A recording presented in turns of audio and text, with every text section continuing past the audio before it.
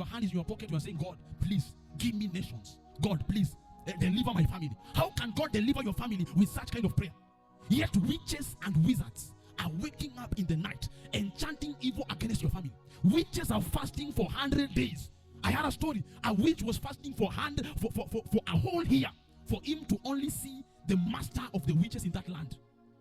So for him to see their master, he needed to fast for a whole year. A whole year. And witches understand the power in it. So that witch gave himself to fasting, gave himself to evil incantations for 1 full year.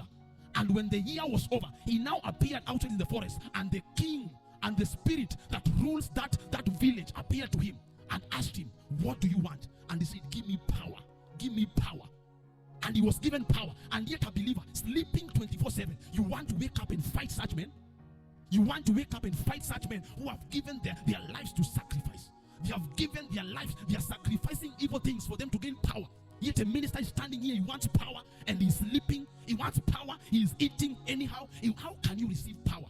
Witches have understood this thing. That is why witches are afflicting Christians. Wameelewa. Wameelewa. Hii siri ya kufunga na kuomba. That is why Wakristo wengi shetani ametushika. Wakristo wengi, we have been confined in some certain houses. What will take you out of that evil house is the level of prayer you put. Praise the name of the Lord. So today, we all need to receive that spirit of prayer. We all need, yani wacha Mungu tu akupe hiyo neema ya maombi. Hakuna mtu alizaliwa akijua kuomba. Hakuna mtu. No one was born a prayer warrior. People took themselves to prayer. You want to control destiny, take yourself to prayer. You want to control your family, take yourself to prayer. Because the reason why evil powers have been ruling in your family day in, day out, it is because there is no man who has stood up and said enough is enough and entered into the place of prayer. The reason why you are being oppressed, it is because you have not decided to rise up and say enough is enough of this oppression and stand in the place of prayer. Because in the place of prayer, it is where we receive rulership. Because in the book of Genesis 1:26, but B, the word of God says, let them have dominion.